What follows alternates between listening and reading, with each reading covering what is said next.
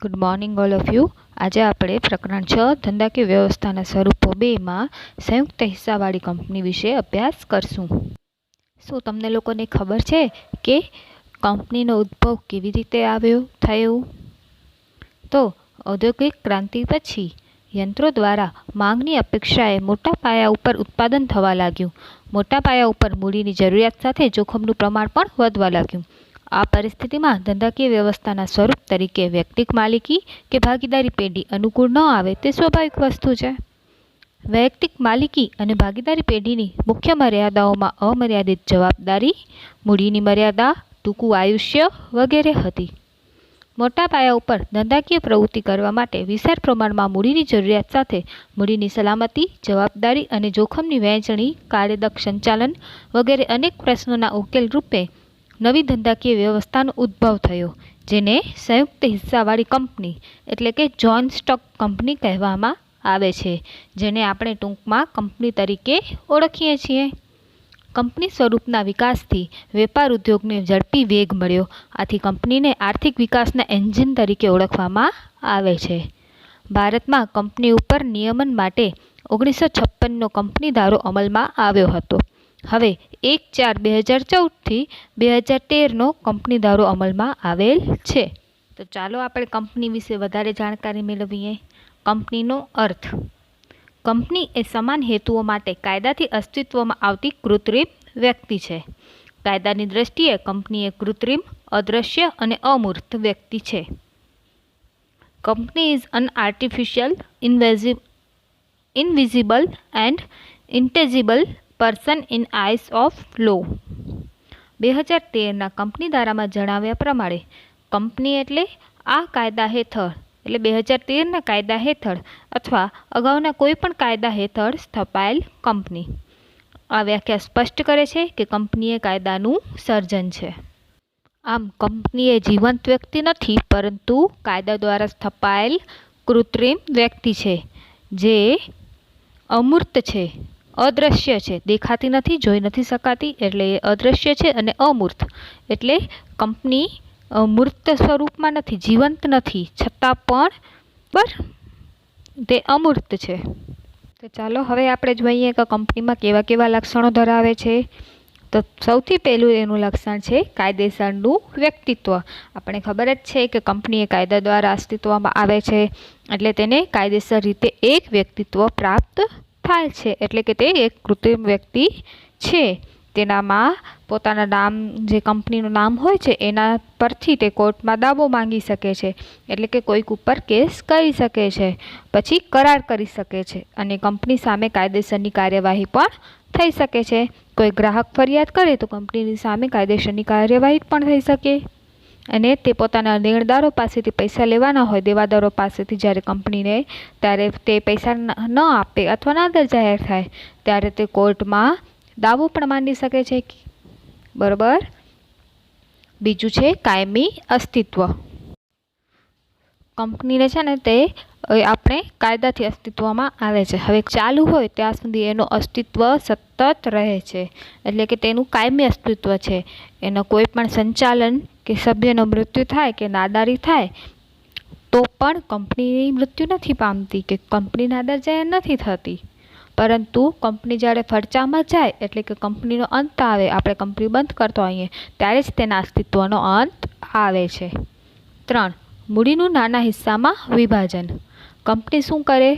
પોતાની જે મૂડી ખપતી હોય ને એની માટે શેર બહાર પાડે, પ્રેફરન્સ શેર બહાર પાડે, અને એવી રીતે કરી અને નાના નાના હિસ્સામાં મૂડીને વેચી દે છે.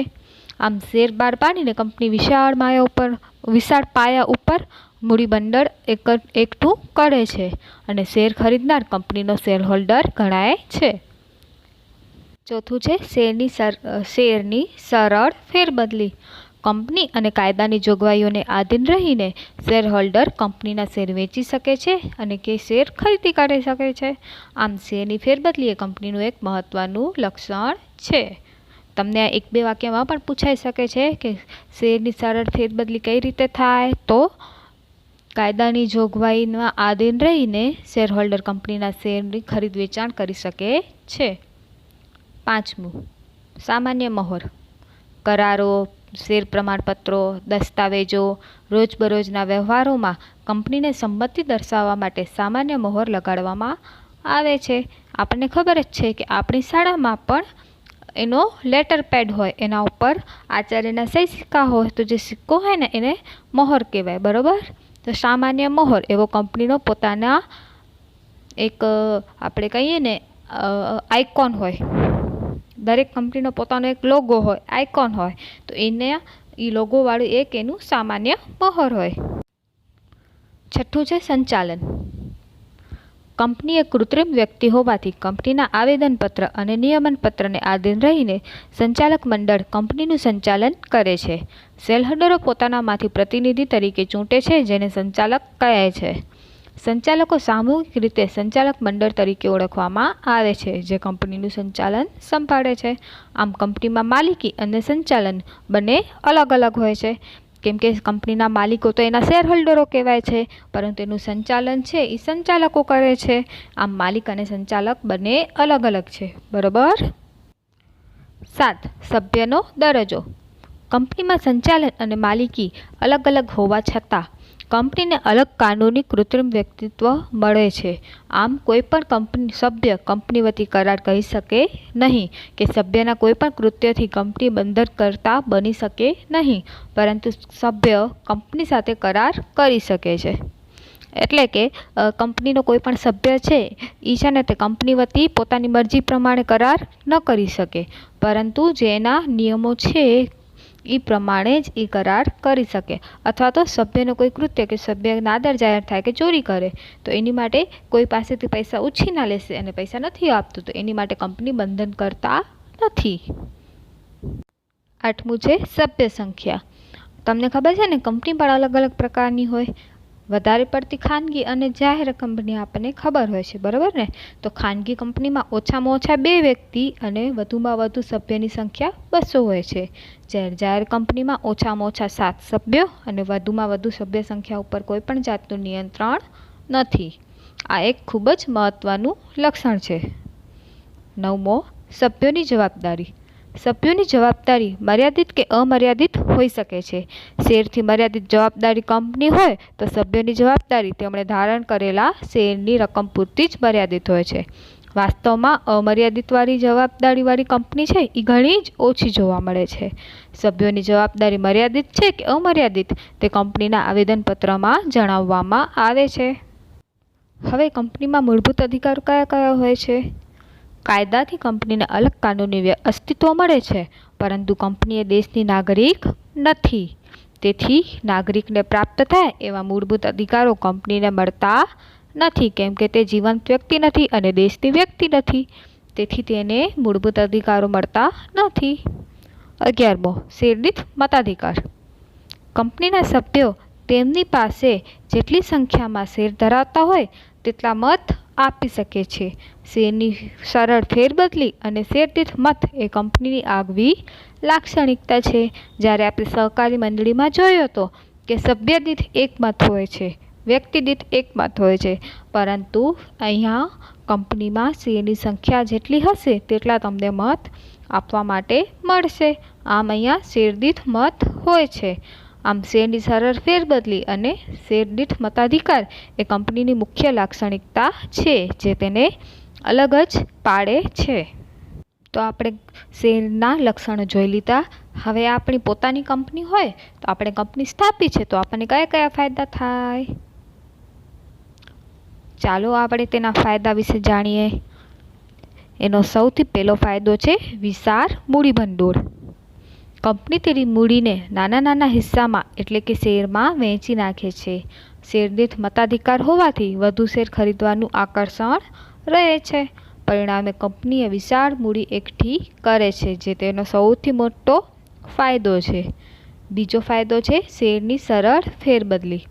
માન્ય શેર બજારમાં શેરની લેવેચ સરળતાથી થઈ શકતી હોવાથી કંપનીનો સભ્ય ઈચ્છે છે ત્યારે તે શેર વેચીને નાણાં મેળવી શકે છે અને જરૂરિયાત પ્રમાણે શેરની ખરીદી કરી શકે છે. જો કે ખાનગી કંપનીના શેરની ફેરબદલી ઉપર નિયંત્રણ છે. તમને ખબર છે શેર બજાર ઉપર કોનું નિયંત્રણ હોય? હા, સેબીનું નિયંત્રણ હોય. બરાબર. ત્રીજું સભ્યોની મર્યાદિત જવાબદારી. શેરથી મર્યાદિત જવાબદારીવાળી કંપનીના સભ્યોની જવાબદારી તેમણે ખરીદેલા શેરની મૂળ કિંમત પૂરતી જ મર્યાદિત હોય છે. એટલે કે મારી પાસે 1000 રૂપિયાના શેર છે તો મારી જવાબદારી ખાલી 1000 રૂપિયા પૂરતી થઈ. ભલે ને કંપની ઉપર 1 લાખનો લેણો શું કામ ન હોય, બરોબર. પરંતુ જ્યારે કંપની ફડચામાં જાય છે કે કંપનીનું વિસર્જન થાય છે તેવા સંજોગોમાં તેમણે શેરની મૂળ કિંમત કરતાં વધારે નાણાં ચૂકવવાના રહેતા નથી. એટલે કે કંપની જ્યારે વિસર્જન પામે કે ફડચામાં જાય ત્યારે આપણી પાસે જેટલી કિંમત છે 1000 રૂપિયા એટલું જ નુકસાન થાય છે. એના કરતાં વધારાના આપણને કોઈ પણ રૂપિયા આપવા પડતા નથી. ચોથું છે અલગ વ્યક્તિત્વ અને લાંબુ આયુષ્ય. તો જે આપણે લક્ષણમાં જોયું કાયમી અસ્તિત્વ, તે જ પ્રમાણે કાયદા દ્વારા કંપની જે છે એને સભ્યો કરતાં અલગ વ્યક્તિત્વ અને અસ્તિત્વ મળેલું હોય છે. એટલે કંપની લાંબુ આયુષ્ય ભોગવે છે. હવે સભ્ય મૃત્યુ પામે કે અસ્થિર મગજનો થાય કે નાદાર જાહેર થાય અથવા તો પોતાના શેર બીજાને વેચી નાખે તો પણ કંપની ઉપર કોઈ પણ જાતની અસર થતી નથી. તે કંપનીના અસ્તિત્વને અસર કરતું નથી. કંપની તો પોતાનું અસ્તિત્વ ચાલુ જ રહે છે, બરાબર ને. હા, તે ફડચામાં જાય ત્યારે તેનું આયુષ્યનું અંત આવે છે. આમ તે એક અલગ વ્યક્તિત્વ ધરાવે છે અને લાંબુ આયુષ્ય ધરાવે છે, એટલે એ આપણા માટે ફાયદાકારક છે. પાંચમું છે વિશાળ કદના લાભ. કંપની મોટા પાયા ઉપર ખરીદી અને વેચાણ કરે છે અને ઉત્પાદન શક્ય બનાવે છે. આમ વિશાળ મૂડીભંડોળ, આધુનિક યંત્રો, નિષ્ણાંતોની સેવા, સંશોધન વગેરેને કારણે ઓછા ખર્ચે મોટા પાયા ઉપર ઉત્પાદનના લાભ મેળવે છે. આથી કંપનીને આર્થિક વિકાસના એન્જિન તરીકે ઓળખવામાં આવે છે. તો વિદ્યાર્થી મિત્રો, તમને 2 માર્કમાં એક પ્રશ્ન પૂછી શકે કે કંપનીને આર્થિક વિકાસના એન્જિન તરીકે શા માટે ઓળખવામાં આવે છે? તો તેનો જવાબ હવે તમને આવડી ગયું હશે. છઠ્ઠું, કાર્યક્ષમ સંચાલન. નિષ્ણાંતોની સેવા અને કાર્યકુશળ સંચાલકોને કારણે કંપનીનું સંચાલન વ્યવસાયલક્ષી અને કાર્યક્ષમ બને છે. સાતમું છે લોકશાહી સંચાલન. સભ્યોએ ચૂંટેલા પ્રતિનિધિઓ એટલે કે સંચાલકો દ્વારા કંપનીનું સંચાલન લોકશાહી રીતે થાય છે. મહત્વના નિર્ણયો એ સભ્યોની સામાન્ય સભામાં બહુમતીથી લેવામાં આવે છે. જે સંચાલક મંડળને મજા આવે તેવા નિર્ણયો લેવાતા નથી, પરંતુ સામાન્ય સભા બોલાવી અને દરેક સભ્યોની મત લેવામાં આવે છે અને જે બહુમત થાય, જે નિર્ણય લેવાય એ બધાની બહુમતીથી જ લેવામાં આવે છે. આઠમું છે સમાજ અને રાષ્ટ્રને લાભ. જાહેર જનતા તેમની બચતોનું કંપનીમાં શેર, ડિબેન્ચર અને જાહેર થાપણોમાં રોકાણ કરે છે. બચતને પ્રોત્સાહન મળે છે અને રોકાણ ઉપર ડિવિડન્ડ અને વ્યાજની આવક મળે છે. મોટા પાયા ઉપર ઉત્પાદનના લાભ સમાજના લોકોને પણ મળે છે. રોજગારીની તકોમાં વધારો થાય છે અને કેટલીક કંપનીઓ નફાનો અમુક ભાગ કલા, બગીચા, શાળા, કોલેજ, રમતગમતના મેદાન વગેરે માટે ખર્ચ કરે છે. આમ કર્મચારીઓને પણ સ્વેચ્છાએ અનેક સુવિધાઓ પૂરી પાડે છે. આમ કંપનીઓએ કરવેરા દ્વારા કરોડો રૂપિયા સરકારને ચૂકવે છે. આ રકમ દેશના વિકાસ પાછળ પણ વાપરવામાં આવે છે. તો મુંબઈમાં જે એક હોસ્પિટલ છે કોકિલાબેન ધીરુભાઈ અંબાણી, તો આ હોસ્પિટલનો ખર્ચ રિલાયન્સ કંપનીએ કર્યો છે. તે એની પોતાની જ કંપની છે અને પોતાની કંપનીમાંથી જ પોતાની આ હોસ્પિટલનું નિર્માણ પોતાની માતાના નામ ઉપરથી કરેલું છે. આમ કંપનીએ સમાજ માટે પણ ઘણી ઉપયોગી સેવા પૂરી પાડે છે. આમ કંપની સમાજ અને રાષ્ટ્રને લાભ આપે છે. તે પણ એક મહત્વનો તેનો મોટો ફાયદો છે. આપણે જાણીએ છીએ કે દરેકના સારા અને નરસા પાસા હોય છે, તેવી જ રીતે કંપનીના પણ આટલા બધા ફાયદાની સામે કેટલીક મર્યાદાઓ છે. તો તેની સૌ પ્રથમ મર્યાદા છે લાંબી અને ખર્ચાળ સ્થાપના વિધિ. તો કંપનીની સ્થાપના વિધિ ખૂબ જ મૂંઝવણભરી, ખૂબ જ ગૂંચવણભરી છે અને ખૂબ જ જટિલ છે. એટલે તે લાંબી હોવાથી ઘણી વખત કંટાળાજનક પણ બને છે. વ્યક્તિગત માલિકી અને ભાગીદારીની સરખામણીમાં કંપનીની સ્થાપના વિધિ લાંબી, જટિલ અને ખર્ચાળ છે. કંપનીને તેનું નોંધણીનું પ્રમાણપત્ર મેળવવા માટે આવેદનપત્ર અને નિયમનપત્ર જેવા દસ્તાવેજો તૈયાર કરી અને કંપની રજિસ્ટ્રાર સમક્ષ રજૂ કરવા પડે છે. આ માટે નિષ્ણાંતોની સેવા લેવી પડે છે અને નિષ્ણાંતોને તેમની સેવા માટે વધુ ફી ઉપરાંત કંપની રજિસ્ટ્રારને નોંધણી માટે પણ ફી ચૂકવવી પડે છે. બીજું છે ધારાકીય નિયંત્રણો. કંપની કાયદા દ્વારા અસ્તિત્વમાં આવે છે. કંપનીને તેની હયાતી દરમિયાન એટલે કે તેના અસ્તિત્વ દરમિયાન કાયદાની જોગવાઈઓનું પાલન કરવું પડે છે. નિયમિત રીતે પત્રકો, અહેવાલો, હિસાબો કંપની રજિસ્ટ્રારને મોકલવા પડે છે. અને SEBI security and exchange board of ઇન્ડિયાની કેટલીક જોગવાઈઓનું પાલન પણ કરવું પડે છે, જે કંપનીની શેરની ખરીદ વેચાણ ઉપર નિયંત્રણ રાખે છે. ત્રીજું છે વહીવટી ખર્ચમાં વધારો. નિષ્ણાતોને ઊંચી ફી, વિશિષ્ટ અધિકારીઓને આકર્ષક પગાર અને સંશોધન પાછળ ઘણું બધું કંપનીને ખર્ચ કરવું પડે છે. પરિણામે તેના વહીવટી ખર્ચમાં ખૂબ વધારો થાય છે. ચોથું છે આપખુદશાહી વહીવટ. એટલે કે સભ્યોને કાયદા દ્વારા ઘણા બધા હક્કો આપવામાં આવ્યા છે, પરંતુ તેઓ કંપનીમાં માત્ર નામની જ સત્તા ભોગવે છે.